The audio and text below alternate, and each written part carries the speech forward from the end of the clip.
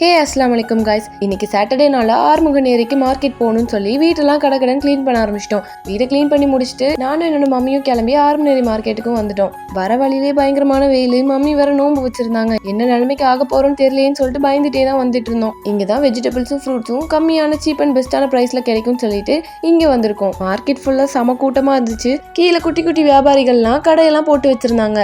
இதில் ஒரு அம்மாவை பாருங்களேன், தன்னோட குழந்தைய கூட்டிகிட்டு வந்திருக்காங்க போல் மார்க்கெட்டுக்கு. அந்த குழந்தை கேரட் எடுத்து வாயில் வச்சதும் ஓகே நம்ம குழந்தைக்கு கேரட் பிடிச்சிருக்கு போல் அப்படின்னு சொல்லிட்டு அந்த கேரட்டை வாங்கி கொடுத்துட்டு இருந்தாங்க. இதெல்லாம் பார்த்துட்டு நம்ம மம்மிக்கிட்டே ஏதாவது வாங்கிக்கலாம்னு சொல்லிட்டு மீமி எனக்கு கேரட் வாங்கி கொடுமி அப்படின்னு கேட்டேன். அதனால எங்கள் மம்மியும் எனக்கு கேரட் வாங்கி வச்சுக்கிட்டாங்க. பரவாயில்ல, நம்ம மேலே பாசம் இருக்க தான் செய்யுது. ஒன்று ஒன்றா பார்த்துட்டே போயிட்டு இருந்தோம். எந்த கடையில் சீப்பாக இருக்குது, எந்த ஃப்ரூட்ஸ்லாம் நல்லா இருக்குன்னு பார்த்து வாங்குறதுக்கே டைம் ஆயிடுச்சு. இதில் வேற நம்மளும் சும்மா ஒளிஞ்சு போவோம், மம்மி நம்மளை தேடுறாங்களான்னு பார்ப்போம்னு சொல்லிட்டு நானும் போய் ஒளிஞ்சு உட்காந்துக்கிட்டு இருக்கேன். பின்னாடி திரும்பி பார்க்கவே இல்லை.